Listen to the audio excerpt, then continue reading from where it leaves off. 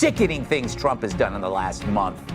Close the border, that's terrible. Deporting rapists and thugs, awful. Rescuing astronauts, repulsive. Creating a ceasefire between Russia and Ukraine, fascist. Getting hostages back from Hamas, appalling. Truly, this guy sucks. Now, disagreement is normal among opposing parties, but the Dems only complain about the things Trump might do, while Trump and the rest of us point out what the Dems have already done. Dems call Trump a threat to democracy. Great, fine, but where is this magical threat to democracy that you speak of? Meanwhile, everything the Dems do is seen by every single American. The murders and rapes by illegal thugs, sanctuary cities turning hotels into criminal clubhouses, the Hamas support on campuses, the no-cash bail that heightened criminal recidivism, mass looting in stores after reducing severity of punishment. None of this is defined as what the Democrats might do. It's what the Democrats did. Greg Gutfeld strikes again, and this time he's taking no prisoners. Once again, Greg Gutfeld stormed onto his late-night stage, armed with sharp wit, unfiltered commentary, and an unstoppable fury aimed straight at the heart of woke politics. And let's just say, he wasn't here to play nice. This wasn't just another monologue, this was a full-scale takedown. Gutfeld didn't just criticize the woke agenda, he dismantled it, piece by piece, exposing the contradictions, hypocrisy, and absurdity that have become its foundation. And if you think he held back, think again. He went all in, torching the woke mob with facts, logic, and brutal humor that left his critics scrambling for a response. But the real fireworks started when he set his sights on two particularly outraged wokies who thought they could challenge him.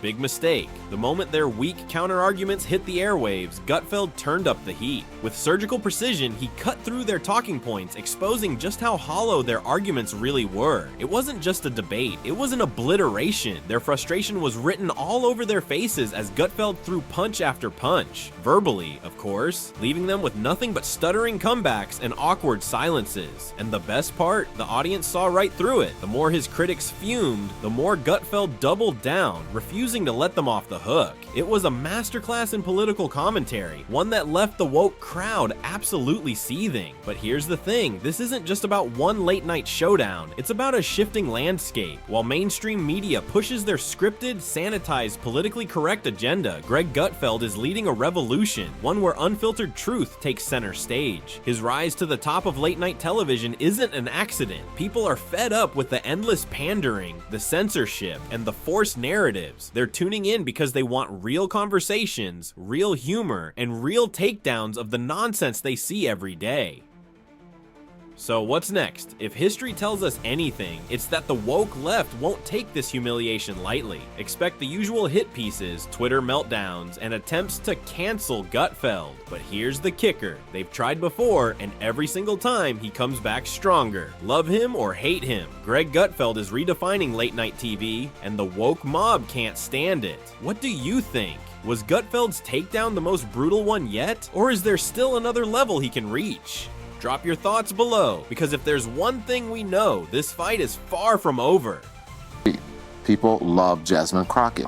People love Eric Swalwell. And I think that the Democratic Party should put the people out there who the people want. They should put the politicians out there who the people want, who they're asking for, who are meeting the moment with the same energy that they're not asking for AOC. Yes, they are. The people you party with are. No. Yeah, I didn't know homeless people partied. Yes, they do. Yes. Even Bill Maher isn't high enough to believe that. Meanwhile, one Democrat is making some sense. I wonder, does Massachusetts Rep. Seth Moulton think the Democrats have become a party of people who preach down to others? We've become a party of people who preach down to others, who scold them, who say, if you don't agree with me, you're not only wrong, but you're a bad person. Oh, that sounds so good. It's weird, though. Isn't there another Seth Moulton who said, not only is Trump racist, he's a threat to our national security? We must have two Seth Moultons, one saying one thing and one saying the other. They're both dorks. But hey, does he think they need to stop preaching and start listening? I think we need to stop preaching and start listening. Start meeting Americans where they are. I agree, Seth. Now tell that to the other Seth Moulton who said Donald Trump is a racist and a criminal. I wonder, can you be a majority party if you don't accept a majority of views? You can't be a majority party if you don't accept a majority of views. Well, Seth, I hate to break it to you. The majority view is that the Democrats suck. So how do you solve a problem when you are the problem? You're like a guy getting dumped who says, but I can change, but it's too late. You should have changed when you saw the harm you were causing and not waited until you lost. Because now America's started seeing other people, and they aren't bad crazy. A big thank you to Greg Gutfeld for cutting through the noise and speaking the truth. While many in the media tiptoe around uncomfortable realities, he refuses to sugarcoat the facts. But, as expected, the Democrats are still struggling to accept reality. No matter how obvious the truth becomes, they continue spinning their narrative, clinging to a version of events that serves their agenda. And have you noticed, even Bill Maher, known for his sharp takes, is starting to tread carefully. In his recent video, he played it safe, carefully balancing his words to avoid stirring controversy. It's a classic move, keeping one foot in reality while making sure not to upset the liberal establishment. But Greg Gutfeld, he's having none of it. He's calling them out directly, making it clear that they, not their opponents, are the ones creating the real problems. The truth is, the Democrats have built their entire brand on being the party that cares. They push emotional narratives, claim moral superiority, and act as if they alone hold the key to justice. But what happens when reality shatters their illusions? They panic, they backtrack, they rewrite history to fit their preferred storyline. Look at the current state of politics. Inflation is rising, crime is surging, the border crisis is spiraling out of control, yet they refuse to take accountability. Instead, they double down, blaming conservatives, blaming past administrations, blaming anything and anyone except their own failed policies. It's the same old pattern: distract, deflect, deny. And the media, they play along. They give soft interviews, ignore scandals, and conveniently forget the facts when they don't align with the progressive agenda. But Gutfeld isn't letting them off the hook. While others dodge tough conversations, he's standing firm, exposing the hypocrisy in real time. This isn't just about one political party, it's about a mindset, a refusal to acknowledge the consequences of their own actions, a desperate need to control the narrative even when it contradicts plain reality. And as long as they continue down this path, they'll keep running from the truth while pretending to be the only ones who care. But here's the real question: how long can they keep this up? How long before voters, even their own supporters, start seeing through the facade? The cracks are already showing. Approval ratings are slipping. Former allies are beginning to distance themselves. The illusion is fading. At some point, reality always catches up, and when it does, no amount of spin will be able to save them. What do you think? Are people finally waking up to the deception, or will the media continue to shield them from accountability? Drop your thoughts below, because this debate is far from over. Bad, no question. And it allowed a slush fund, which allowed money to be pushed around. Explain it for the people who don't know what There's CR means. CR means and what continue the government spending. Right. A shutdown, the alternative is cut off the government spending. And here's what would happen if we cut off government spending. It would be devastation like we have never seen. Worse than we're seeing now? Much. Here's why. That's why I did it. I wasn't going to take this flack just for having a lot of fun. The bottom line is a government shutdown works like this. All government spending is stopped, all. And then the executive branch, Trump, Musk, Doge, and this really evil man people don't know about, Vote, who's head of OMB, his name is Vote. What's OMB? What does OMB mean? OMB is the Office of Management Budget, which determines the spending. And they could cut off anything they want simply by saying it's not essential. So, day 2, SNAP, food for poor kids, not essential. Day 4, mass transit, New York City subway and subways all over, not essential. Day 7, Medicaid, not essential. People don't need Medicaid, they should get their own health care. And this would happen over and over and over again, and there's no check. The biggest problem is that it has been determined that the courts have no say. And the only say is the executive branch. Now, in the old days, when there was a shutdown, they'd work it out.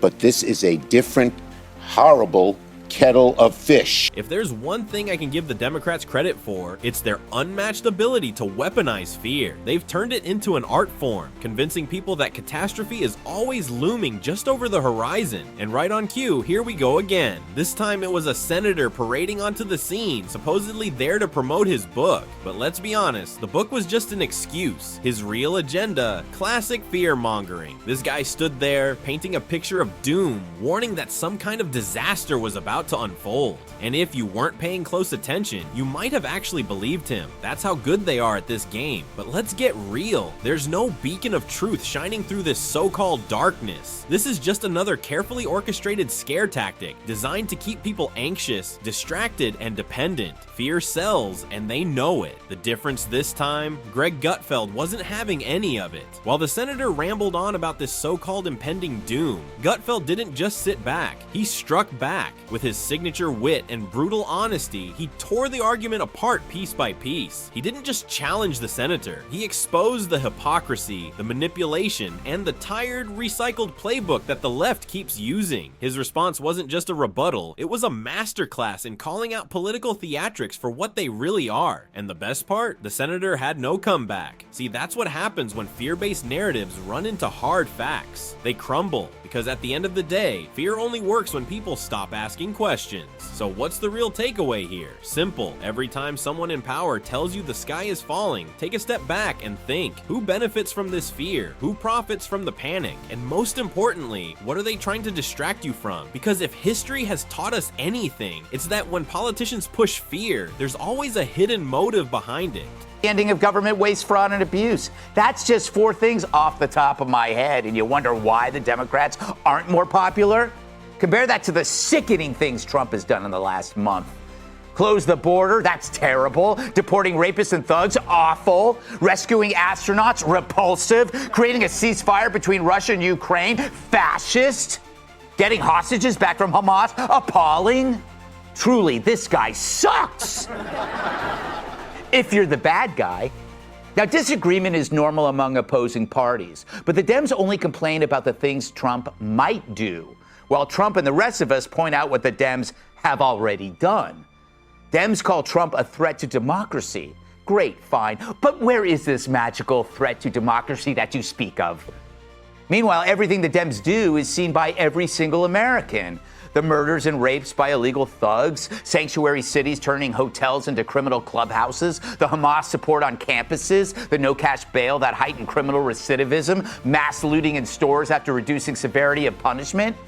None of this is defined as what the Democrats might do. It's what the Democrats did. If you've got eyes and ears, it's impossible to ignore what Greg Gutfeld is saying, because he's speaking the truth. For years, the Democrats have done nothing but waste time, energy, and taxpayer dollars on empty rhetoric. Instead of tackling real problems, they've focused on mocking Republicans, pushing exaggerated crises, and feeding the public an endless cycle of fear. But here's the twist. People are finally waking up. Even their own supporters are starting to turn against them. Why? Because the reality can't be ignored anymore. The cracks in the Democratic Party's foundation are now too big to cover up. And if you need proof, just take a look at their own poll, run by none other than CNN. It's an embarrassing disaster. The numbers reveal exactly how much public trust they've lost, and not even their most loyal defenders can spin this one. The party that once claimed to be the voice of the people is now being exposed as nothing more than a political machine running on fear and deception. And speaking of fear, let's talk about the latest scare tactic they're pushing. Because if history has taught us anything, it's that when their policies fail, they shift the conversation to a so-called existential threat. This time, it was a senator making the rounds, supposedly promoting his new book. But instead of offering solutions, he launched into yet another round of doomsday predictions, acting as if disaster was right around the corner. And here's the real kicker. If you just listen to him without thinking critically, you might actually believe it. That's the power of fear-mongering. They paint a picture so dark, so hopeless, that it leaves people feeling like there's no way out, except for their solutions, of course. But let's be real, there's no light coming out of this manufactured darkness, because it's not about reality, it's about control. The same playbook over and over again. But Greg Gutfeld wasn't having any of it. He wasn't about to sit there and let another politician peddle fear without pushback. And when his moment came, he delivered a takedown so brutal, so devastating, devastating that it left the entire panel stunned.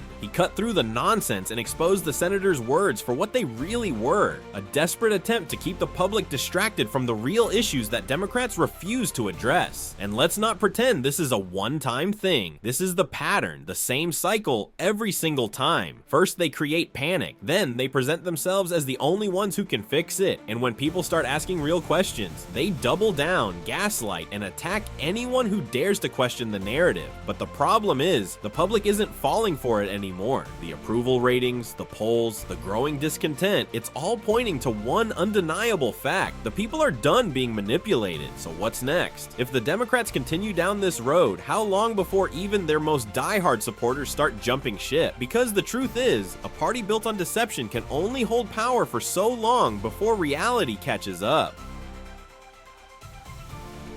And now, the real question is, are we watching the beginning of the end for the Democratic Party as we know it? Or will they find yet another way to spin the narrative and cling to power? What do you think? Is this just another political game? Or is the public finally waking up for good? Drop your thoughts below because this conversation is far from over. According to a new CNN poll, and this is CNN, mind you, the Democrat Party's favorability among the American public is 29%. 29%. That's shocking. But even more shocking, CNN can still afford a pollster. Even among Dems and independents, their favorable view of Democrats right now is down 9% since January, which is a pretty mild drop given the Dems are for absolutely nothing good while defending everything bad. So all they can do is cry, scream, sing, and smear people. Frankly, I am so tired of the way they use the N-word. What? Nazi this, Nazi that. Yeah, that's fine. Nazi on signs, Nazi spray painted on businesses. If they keep normalizing that horrible word, people are going to start greeting each other on the street with, "What up, my Nazi?" Nothing. Their numbers keep plummeting. Day after day, their approval ratings hit new lows. But instead of addressing the real issues, instead of making a course correction, what do? They double down on the same losing strategy. Rather than winning back the people they've alienated, they pour all their energy into one thing, attacking Trump. It's almost predictable at this point. Every time their policies backfire, every time public opinion turns against them, they rush to shift the narrative. They don't acknowledge the economic struggles, the rising crime rates, the border crisis, or the growing frustration of everyday Americans. They'd rather create another Trump-related controversy, hoping it will serve as a smokescreen for their own failures. But here's the problem. They've played this card too many times. People are waking up. The more they obsess over Trump, the clearer it becomes that they have nothing else to offer. No solutions, no leadership, just endless outrage. And the desperation is showing. Every so-called scandal they throw at him only seems to make him stronger. Every attempt to take him down backfires, exposing just how unhinged their obsession has become. And yet, they refuse to learn. Instead of fixing their broken policies, instead of focusing on the problems that actually matter to voters, they remain trapped in their own cycle of Trump derangement syndrome. Greg Gutfeld puts it perfectly. His breakdown of their mindset is brutal, but it's also the undeniable truth. He doesn't just call out their hypocrisy, he exposes the entire playbook. A playbook built not on leadership, not on vision, but on fear. The real question now is, how much longer can they keep this up? Because the polls don't lie. People are fed up. The more they cling to this strategy, the more they push voters away. And at this rate, their downfall isn't just inevitable, it's accelerating. What do you think? Are they sealing their own fate, or do they still have a way out? Drop your thoughts below. This debate is just getting started. Through their greatest hits. They defended dudes in girls' locker rooms. They defended the brainwashing and butchery of kids. They condemned the deportation of rapists and thugs from other countries. See, this is who they truly are, what they actually represent. And the most baffling part, they've never even attempted to help America. Instead of tackling real problems, they've spent their time spreading propaganda, desperately holding on to power. Just take a look at Representative Larson. Rather than focusing on pressing national issues, he's losing his mind over Elon Musk, treating him like the root of all problems. It's almost comical. Instead of leading, they're fixated on a billionaire, as if that somehow solves anything. You would relegate this committee to no longer being of significance and resort to saying you will do whatever Elon Musk and Donald Trump tell you to do. Where's the independence of the committee? Where's the legislature? We're an equal branch of government. And you start off with a blather, and yet look at the empty seats here. Where's Elon Musk? I'm sure he's a genius and is a very credible person because of the wealth he's accumulated. But that does not put him above the law or the responsibility to come before this committee in this Congress. If he's so great, if these plans and all the fraud and abuse that he's found are so eminent, why isn't he here explaining it?